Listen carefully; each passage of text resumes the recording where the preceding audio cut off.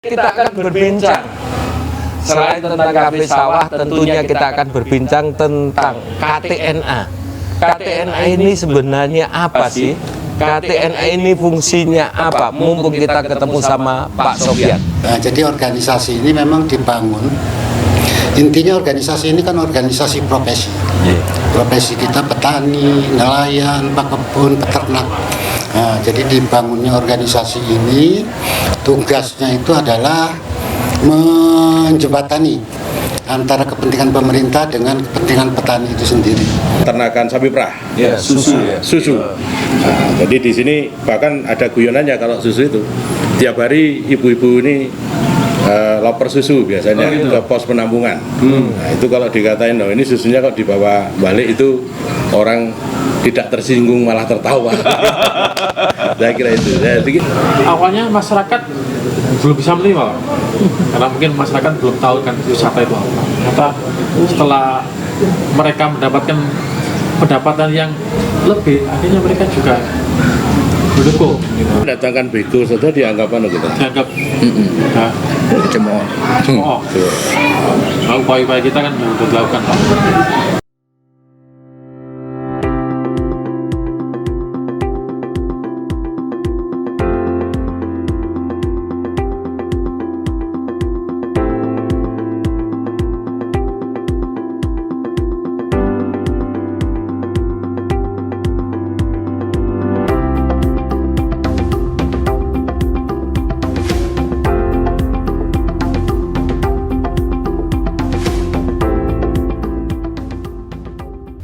Assalamualaikum warahmatullahi wabarakatuh.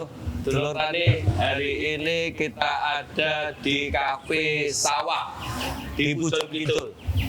Kita hari ini ada tamu-tamu yang sangat istimewa. Ada Pak Sofyan Nur, ini ketuanya KTNA Nasional, Baik Petani. Kemudian ada Mas Khoirul Anam, Ketua KTNA Kabupaten Malang. Ada Mas Said. Mas Said ini termasuk inisiatornya kafe sawah. Kemudian ada Pak Cari. Pak Gatot. Tadi Pak Cari itu yang mana? Oh, ini Pak Cari, ini Pak Gatot. KTNA Kabupaten Malang, tapi tinggalnya di lereng Gunung Kawi.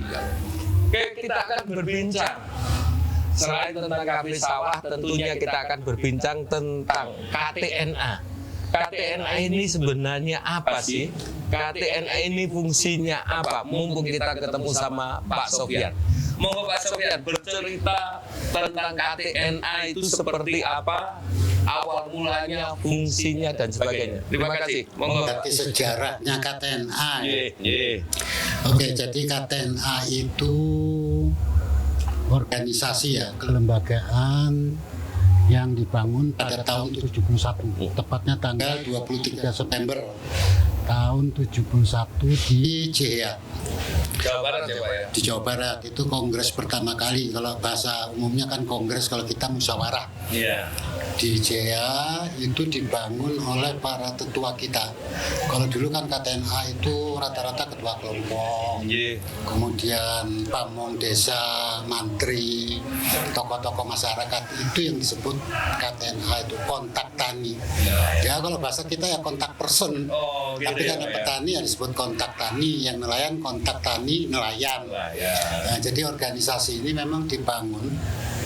Intinya organisasi ini kan organisasi profesi. Profesi kita petani, nelayan, pakebun, peternak. Nah, jadi dibangunnya organisasi ini tugasnya itu adalah menjembatani antara kepentingan pemerintah dengan kepentingan petani itu sendiri. Jadi bahasa gampangnya itu pemerintah punya kegiatan, KTNA dipanggil, ini loh program pemerintah, KTNA nyampaikan ke petani. Jadi intinya seperti itu. Jadi KTNA itu yang paling penting harus kita pahami, itu organisasi profesi yang berasaskan agribisnis. Katanya dulu itu KTNA berdiri atas SKB 3 Menteri, benar Pak? Nah, kadang-kadang orang nanya loh, KTNA itu kegiatannya apa loh? Ya kegiatannya tadi sama kontak. Jadi penghubung lah bahasa tepatnya itu. Iya. Nah, biasanya ciri khas orang-orang KTNA itu punya 3 hal dasar. Pertama, dia pasti punya ciri khas itu punya jiwa sosial. Kemudian ikhlas. Ya. Kemudian yang terakhir paling penting punya waktu mengurus teman-teman saudara-saudaranya. Itu 3 itu yang paling penting kalau kita jadi pengurus KTNA. Seperti Pak Sofyan itu Mas ya, keliling sekarang di Jawa Timur, besok ada di Kalimantan, besok tahu-tahu kemarin ke mana? Bondowoso ya, Bondowoso, tahu-tahu sekarang di Malang gitu kan. Ternyata di mana-mana. Kalau ada pesawat lebih banyak lagi. Selalu sehat beliau. Luar biasa kita yang punya belum tentu ya bisa ya. Ngikuti saja kita capek, apalagi beliau yang tiap hari. Iya, kebetulan kemarin itu kan dari Maros pulang istirahat ke Semarang, dari Semarang ke Jogja, Malang, Batu, Bondowoso balik itu besok ke Jakarta, dari Jakarta balik lagi nanti di Kaltimantan. Tapi sini ke Maros lagi kan Pak, di akhir bulan Juni Prapenas gitu ya. Saya itu sering cerita ke orang-orang bahwasanya kalau ada organisasi yang mampu kongresnya paling besar, itu saya cerita selalu KTNA. Ya. Saya cerita kalau itu setiap ada namanya pekan nasional itu 40-50 ribu orang 1 minggu. Benar nggak Pak? Ya, benar. Jadi kita Prapenas di Maros, Sulawesi Selatan, efektif kerja kita mengerahkan anggota kita itu hanya 2 bulan. 5.000 orang. 5.000 orang. Itu Prapenasnya. 2 bulan Prapenas ini. Penasnya kapan Pak? Penasnya tahun depan, bulan Juni juga, itu rencana 40.000. 40.000 orang, 1 minggu lagi gitu ya Pak. 1 tahun dari sekarang. Weh. Gerakan manusia dari Aceh sampai Irian tuh. Iya. Gitu. Ini partai politik belum tentu loh bisa seperti itu gitu kan. Berat lah, berat di ongkos, berat di semuanya. Ngaku. Loh iya tuh Pak. Tapi kalau KTNA kan enggak gitu kan. Enggak. Nah, pola sampai hari ini hubungan pemerintah dalam artian pemerintah dengan KTNA sampai hari ini seperti apa Pak? Ya, jadi kalau sekarang ini malah bagus-bagusnya ya, bagus itu gini. Artinya pemerintah juga percaya sama KTNA itu untuk menjembatani ke petani kita. Sehingga hubungan kita dengan pemerintah itu ya memang kita kan sebetulnya bagian dari pemerintah juga kita ini. Karena pembina kita kan di nasional Menko. Iya. Di provinsi, gubernur, kabupaten kota kan bupati wali kota, di tingkat bawah kan camat tuh pembina kita. Nah, pembina itu kan struktur organisasinya juga OPD masuk. Kemudian kita juga punya penasihat-penasihat, tokoh-tokoh di masyarakat itu, dewan pakarnya dari kampus. Jadi sistemnya ya memang sudah kayak mesin berputar lah. Enggak tapi repot. Dan kita kalau di KTNA tuh, kalau bahasa saya pengumuman aja sudah langsung dilakukan. Pengumuman, belum surat. Pengumuman aja. Kayak pengumuman masjid itu aja sudah datang orang. Intinya gitulah. Pak Koirul Anam, Pak Koirul Anam ini adalah ketua KTNA Kabupaten Malang. Tolong ceritakan sedikit Mas, sejauh mana efektivitas KTNA di Kabupaten Malang dan sedikit cerita tentang Penas yang katanya pernah dilakukan di Malang. Terima kasih Pak Ketua KTNA Jawa Timur ini. Pertama, saya mengucapkan selamat datang kepada Pak Sumrambah Ketua KTNA Jawa Timur di Kafe Sawah, Kecamatan Bujon, Kabupaten Malang. Sebelum saya bercerita banyak, memanfaatkan kesempatan hari ini, saya ingin memperkenalkan bahwa kami adalah para petani Kabupaten Malang, dan sedikit saya ingin memperkenalkan Kabupaten Malang. Bicara masalah Kabupaten Malang yang biasanya Pak Sumrambah menyebut ini bumi Arema. Oh iya. Bumi Arema, selamat datang di bumi Arema, dan kami sangat bersyukur pertama berada di Kabupaten Malang. Karena Kabupaten Malang ini menurut saya ya bisa dikatakan ini cuilannya surga begitu. Oh, luar biasa. Apa saja ada di Kabupaten Malang. Iya. Ya. Potensi alam Kabupaten Malang luar biasa. Di samping ada laut di wilayah selatan Kabupaten Malang punya. Kemudian potensi sumber daya pertanian. Kita punya perkebunan, yang cukup luas di daerah selatan, di daerah Nampit, di daerah Ampel Gading, di daerah Sumber Mancing Wetan, perkebunan kopi, ada kakao, kemudian di daerah Bulu Lawang sekitarnya itu perkebunan tebu, kemudian di daerah Kepanjen dan sekitarnya termasuk di Tumpang itu adalah daerah lumbung pangan, kemudian di wilayah barat, di daerah timur ada Poncokusumo sampai dengan ke mana? Ke arah ke Bromo, kemudian wilayah barat sambungannya dari Kota Batu, Pujon, Ngatangasembon adalah daerah pertanian sayur mayur, hortikultura, sehingga kita merasa lengkap. Peternakan juga ada kita, ada kambing di daerah selatan, kemudian sapi, kemudian di wilayah Malang Barat ini potensial daerah peternakan sapi perah, susu. Nah, jadi di sini bahkan ada guyonannya kalau susu itu tiap hari ibu-ibu ini loper susu biasanya ke pos penampungan. Nah itu kalau dikatain, ini susunya kok dibawa balik, itu orang tidak tersinggung malah tertawa. Saya kira itu. Jadi itu potensi Kabupaten Malang luar biasa, apapun ada di Kabupaten Malang. Kemudian sedikit kami ingin bercerita bahwa Kabupaten Malang pernah menjadi tuan rumah Pekan Nasional Petani dan Nelayan seluruh Indonesia tahun 2014. Kebetulan kita menjadi Jawa Timur tuan rumahnya. Lokasi kegiatan ada di Kabupaten Malang dan alhamdulillah kami berterima kasih kegiatan PENAS kita berjalan dengan sukses. Terima kasih kepada semua petani seluruh Indonesia yang mau hadir di Kabupaten Malang dan itu menjadi ajang promosi bagi kami para petani Kabupaten Malang. Berapa peserta, Mas? Peserta yang terdaftar 50.000. 50.000. Belum yang pendamping dan peninjau ya. Terbesar selama ini Pak ya, selama PENAS ya? Terbesar selama ini, selama ada PENAS mungkin di setelah Kaltim itu yang terbesar ada Kabupaten Malang, luar biasa, dan dampak manfaatnya untuk kita di Kabupaten Malang saya kira juga cukup luar biasa besar bagi petani, sehingga petani kita bisa saling bertukar informasi tentang kemajuan-kemajuan perkembangan bidang pertanian di seluruh Indonesia. Kemudian kami juga bisa mempromosikan produk yang kami miliki. Nah, kemudian kami baik sebelum maupun pasca PENAS, Katedral Kabupaten Malang untuk kegiatannya kita konsen di sebagaimana disampaikan oleh Pak Ketua Umum, kita ini lebih di urusan fasilitasi, menyambungkan antara kepentingan petani kemudian dengan pemerintah daerah. Program pemerintah daerah ya harus kita dukung, kemudian aspirasi petani juga harus tersampaikan kepada pemerintah daerah, sehingga setiap tahun kebijakan-kebijakan pemerintah itu mengarah sesuai dengan keinginannya para petani. Kami di Kabupaten Malang, Kabupaten Malang konsen di 3 hal saja. Yang pertama adalah bagaimana kita meningkatkan produktivitas pertanian kita, utamanya di tanaman pangan. Kemudian yang kedua adalah meningkatkan produktivitas dan kualitas hasil pertanian kita, utamanya di bidang perkebunan, hortikultura, peternakan. Itu menjadi konsen kami. Yang ketiga adalah kita konsen di kegiatan pariwisata berbasis pertanian. Seperti kafe sawah ini ya.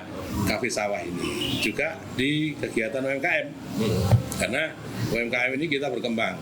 Teman-teman Kabupaten Malang ini punya banyak kegiatan UMKM. Di antaranya di teman-teman di wilayah Dampit, karena Dampit ini adalah daerah perkebunan kopi. Kopi Dampit ini mulai sejak zaman Belanda luar biasa, punya nama di mata dunia dan harganya agak lebih mahal. Kita teman-teman kita katanya di wilayah Dampit itu Ampel Gading punya produk kopi Dampit namanya, juga ada kalau tidak salah ada kopi sari. Kemudian di sedikit mungkin saya bercerita tentang kegiatan teman-teman kita untuk pangan di wilayah Kepanjen, Pagelaran. Ketua Katedral Pagelaran ini punya produk beras Nah, beras lumbung namanya. Araswaru itu ya. Alaswaru.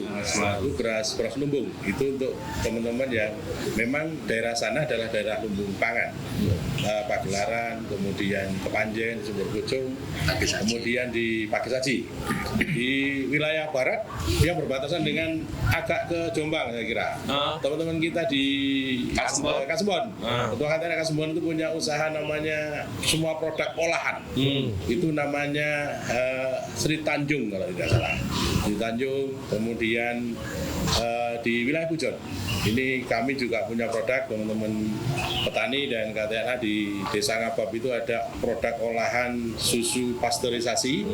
Itu merek Dorowati kalau tidak salah. Nah, kemudian di Tumpang ini juga teman-teman kita punya produk olahan di samping memang beras tumpang. Beras tumpang ini luar biasa, harganya agak mahal karena berasnya lumayan enak dibandingkan dengan beras-beras lain yang enak di Tumpang itu daerah timur. utara ya. Daerah timur. Daerah timur ya. Daerah timur. Di sana ada produk olahan, mulai dari keripik apel, kemudian kacang-kacangan, apa itu namanya maksum ya. Maksum apa maksum itu? Iya, makrum. Halo teman-teman yang ada di Tumpang. Ya, kita mulai ngomong Tumpang ini. Potensinya luar biasa. Kemudian kalau daerah Pujon ini memang daerah pertanian hortikultura, kemudian susu. Wah, Jadi orang kalau ingin susu hangat itu di Pujon tapi susu sapi. Pujon. Itu apa ini sambil promo, sambil asumsinya nggak boleh salah nggak gitu boleh kan. salah. Susu hangat itu di Pujon tapi susu sapi, dan mungkin juga masih banyak juga produk-produk yang dihasilkan oleh teman-teman di Kabupaten Malang. Kita lebih banyak di kegiatan fasilitasi. Selain itu yang paling utama kita lagi konsen di urusan yang tadi Pak, pariwisata berbasis pertanian. Iya, Karena sawah ini ya terbukti wujudnya ya. pariwisata berbasis pertanian itu yang bisa memberikan nilai tambah. Mereka bisa tanam, orang kalau mau petik harganya bisa agak mahal, Tinggi, ya. Kemudian banyak orang datang, dia bisa berbelanja sayur, bisa berbelanja buah. Kalau biasanya katakanlah kita ini sering guyonan teman-teman, kita di pertanian tanam, rawat, kemudian panen, kan begitu. Nah sekarang kita tambah, kita tanam, rawat, orang lihat, nah, dia harus ada tiket masuk, dan nilai tambah, kira begitu. Nah ini kita kan di beberapa tempat, teman-teman kita di Dampit ya punya kafe kopi, itu di daerah Dampit, mereka di areal perkebunan, kemudian juga ada kafe, ya kita dikemas oleh teman-teman sana untuk wisata di daerah Dampit. Kemudian di daerah Wonosari di Kromengan mulai berjalan ini kita kan. Kopi merah. Apa? Kopi merah. Kopi merah. Wilayahnya dengan Iya, di wilayahnya Pak Gatot ini. Kemudian di daerah Ndau juga berkembang luar biasa. Ada bedengan, ada wisata petik jeruk. Di Pondokusumo ada wisata petik apel. Dan ini kami melihat bahwa memang urusan wisata itu kalau digabungkan dengan urusan pertanian itu sesuatu yang tidak ada habisnya, dan itu akan sangat menarik karena orang mulai kembali ingin melihat pedesaan, ingin melihat sawah-sawah kita di pedesaan. Saya kira itu Pak. Iya, soalnya saya kira uang sing kena masalah psikologis. Iya. Apalagi setelah setelah COVID gitu kan. Iya. Dikit-dikit healing gitu kan bahasanya kayak gitu kan. Iya. Nih, Pak Sofyan, kita tahu persis bahwa dunia pertanian ini kan dunia yang sangat penting bagi tetap tegaknya sebuah negara. Tapi kan problem pertanian ini kan semakin kompleks, Pak. Apa sih yang harus kami lakukan, kita lakukan bersama agar sektor pangan ini tetap berjalan, bahkan kalau bisa kedaulatan pangan bisa kita capai. Jadi kalau kita bicara pertanian ya, apalagi pangan, KTNA itu awal-awal COVID malah buat komitmen sama Pak Menteri bahwa kita akan tetap berproduksi, kita akan tetap nanam. COVID kita nggak ngurusi COVID, kita di sawah kok. Ini bahasanya seperti itu ya. Jadi kalau kita bicara pangan, di KTNA visinya juga kita rubah. Jadi visi terbaru KTNA itu kita bersama KTNA Maju Sejahtera. Jadi nggak mungkin kita membangun pertanian itu kalau orang per orang. Nah, jadi kita bersepakat bahwa kita harus maju bersama, yang sudah narik yang di bawah kita dorong ke atas. Artinya kita dalam kegiatan pembangunan pertanian ini kami mencoba melihati ke sumbernya. Jadi ke sumbernya itu kalau pangan ya ke Dirjen Tanaman Pangan, hortik, fokus lah. Makanya teman-teman di daerah itu kita minta fokus dia. Jadi pembangunan pertanian itu nggak bisa lagi istilahnya sebagian-sebagian, itu harus dikerjakan bersama. Nah, kami melihat di KTNA itu konsolidasi organisasi itu kami angkat, kami mulai dari situ. Jadi kalau organisasi ini tidak menjalankan apa istilahnya itu ya, rasa kebersamaan itu agak sulit. Saya sering dikritik itu gini, loh, sampai itu ketua KTNA mestinya memberi contoh orang yang sudah berhasil. Orang berhasil itu kan orang per orang. Betul, Pak. Kalau ukurnya bajunya nggak sama dengan kita. Petani kita ini lahan terbatas, modal terbatas, semua terbatas. Akhirnya itu hanya akan bisa jalan kalau kita bersama. Sebetulnya pikiran lama kita kan korporasi ya, tapi kan nggak semudah yang kita jalankan secara korporasi itu. Kooperasinya aja bahasa singkat, kebersamaan kita di tingkat bawah, ekonominya kalau tidak kita benahi nggak akan bisa. Nah, di KTNA kita bersepakat kita benahi dulu ke dalam, karena KTNA ini bukan organisasi kecil yang enak orang ngomong bisa langsung ditarik. Jumlah pengurusnya saja itu 660.073 orang. Pengurusnya aja 660.073 orang. Coba, gerbongnya sebesar itu yang narik. Nah, ada lagi hal menarik di KTNA ini kan sistem organisasi kita ini kebersamaan kayak kelompok tani. Artinya walaupun saya ketua umum, saya bukan pimpinan, saya ketua. Memanage teman-teman. Jadi bahasa tepatnya itu saya dengan panjenengan orang Jawa Timur sebagai ketua, Mas Anam ketua Malang itu sama. Kita punya kegiatan yang sama. Bedanya organisasinya mengelola organisasi itu kita punya sistem. Sehingga di dalam kegiatan kita itu untuk pertanian itu kita selalu membuat program kerja 5 tahunan. Nah, itu seluruh Indonesia kita samakan standarnya sesuai spesifik daerah masing-masing. Nah, itu muncul di dalam program kerja kita. Sehingga acuan teman-teman bergerak itu yang provinsi ikut nasional, yang nasional ikut provinsi, yang kabupaten ikut provinsi. Model kita seperti itu. Sehingga semua itu terukur, ada tolok ukurnya di dalam kegiatan kita itu. Nah, itu yang selama ini memang kita agak teledor. Nah, sekarang kita benahi kembali itu sistem itu, sehingga semua kegiatan kita itu terinventarisasi. Jadi kalau kita bicara organisasi seperti KTNA ini memang agak spesifik. Orang-orangnya ini kan orang tadi saya bilang itu, pertama punya jiwa sosial, itu selalu saya ulang-ulang. 2 ikhlas, 3 punya waktu. Nah, itu tiga-tiganya sulit. Angel dong, itu di situ seninya. Iya, kalau ngomong nasional beliau yang bisa keliling, yang bisa ini luar biasa gitu. Makanya anggaran dasar KTNA itu agak beda dengan organisasi lain. Jadi anggaran dasar KTNA itu berangkatnya dari kelompok tani. Jadi dulu kita menggunakan istilahnya PEDU. Jadi nggak sama dengan organisasi lain. Jadi anggaran dasar anggaran rumah tangga KTNA itu hasil musyawarah mufakat. Jadi bukan pikiran orang per orang. Bisa seseorang menyampaikan pemikirannya itu harus diuji di dalam kelompok kita musyawarah. Jadi kita mengambilnya itu umum. Ya kalau zaman dulu itu ya GPHN itu kita buat 5 tahun sekali. Intinya di situ. Pak Gatot, tentunya kan Pak Gatot ini kan teman-teman yang ada di kabupaten gitu kan, di Kabupaten Malang. Tentunya punya harapan besar dengan pertanian kita, dan peran KTNA ini semaksimal mungkin nanti akan harus seperti apa. Monggo Pak Gatot. Ya, terima kasih waktunya. Mengenai harapan daripada KTNA itu seperti yang sekarang banyak dirasakan oleh petani-petani yang lain bahwa kita itu kekurangan banyak kader-kader muda pertanian.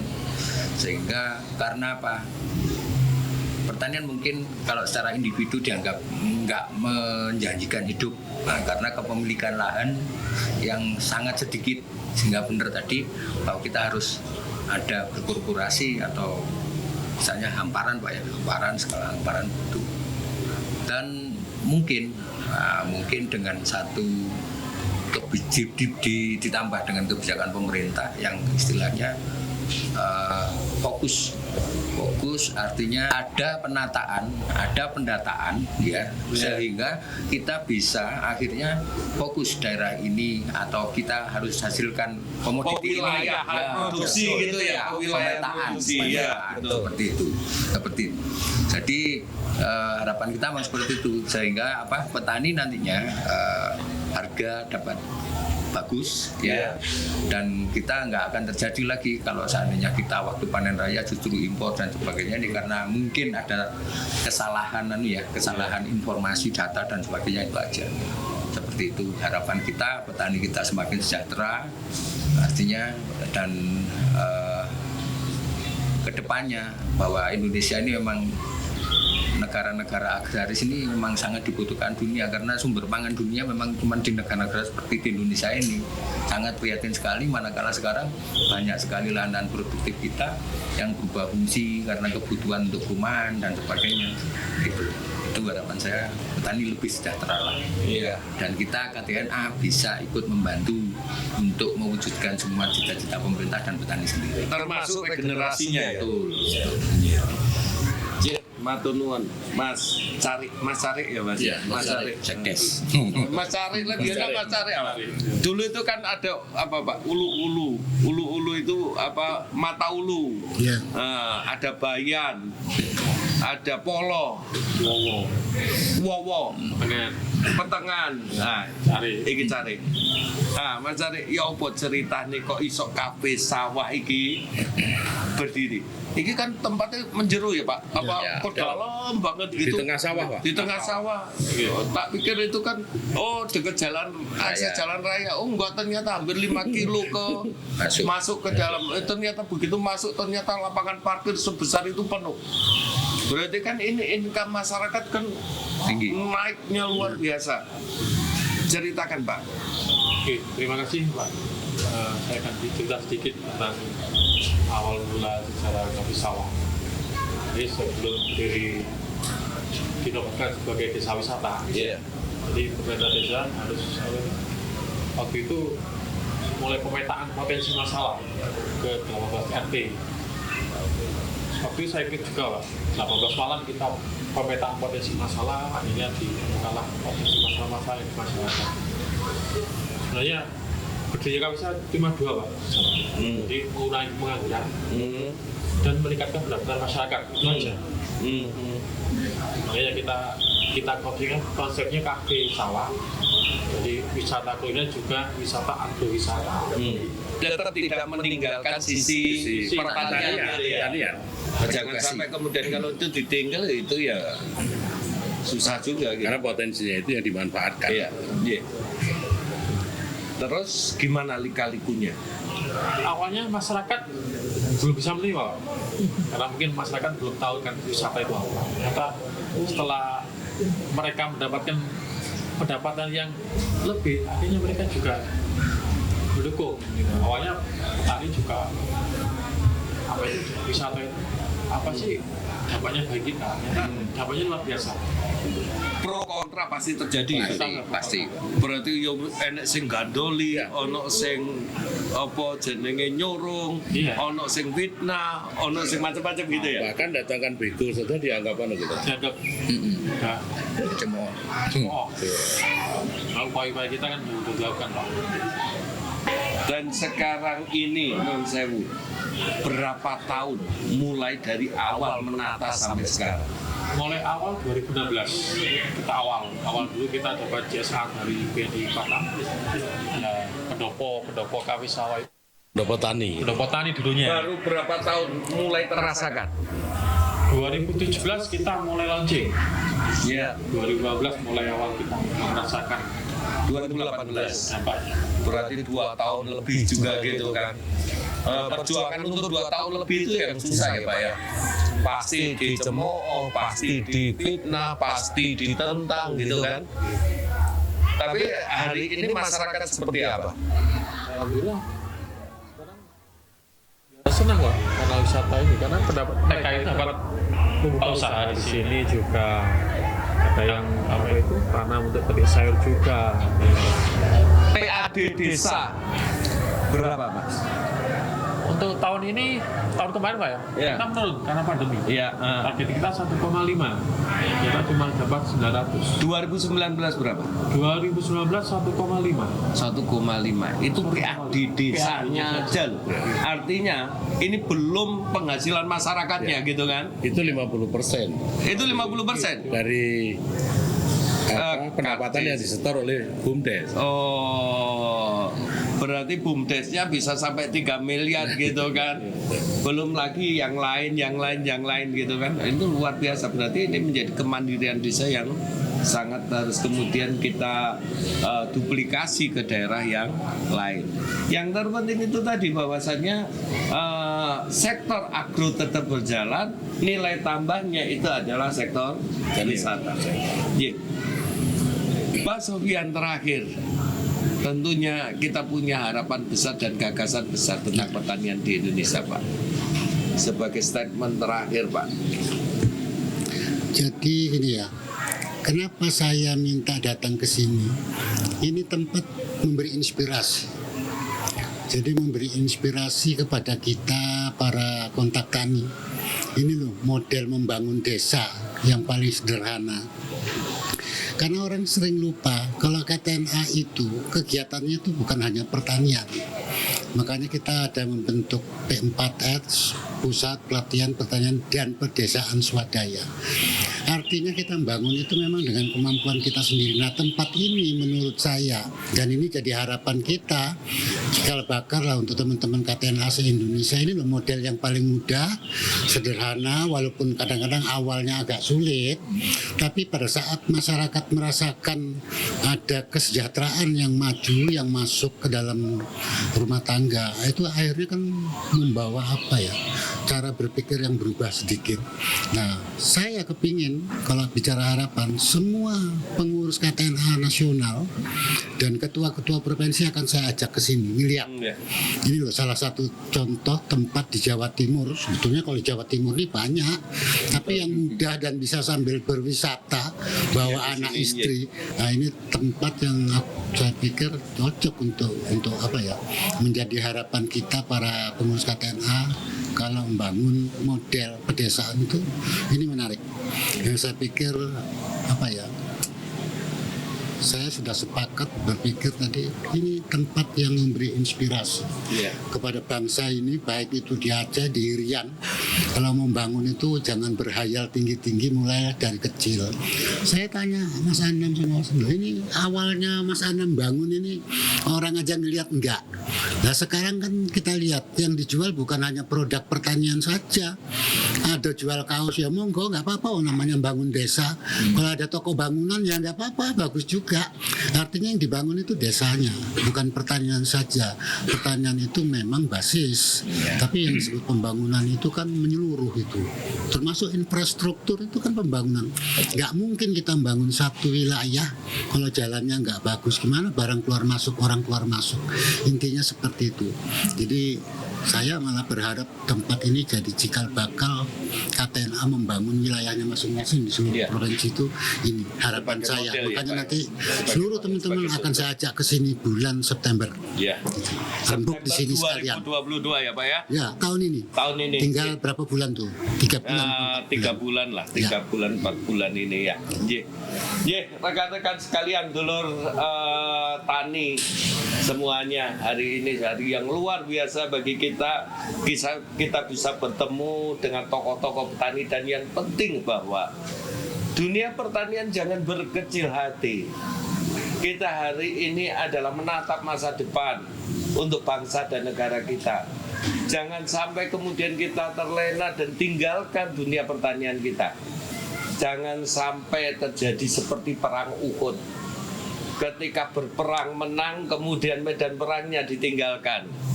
Hari ini kita berperang dengan dunia global, dan yang terpenting semua orang mengatakan bahwa agraris akan menjadi pemenang. Jangan sampai generasi kita meninggalkan dunia agraris, karena agraris adalah masa depan. Terima kasih. Wassalamualaikum warahmatullahi wabarakatuh. Waalaikumsalam.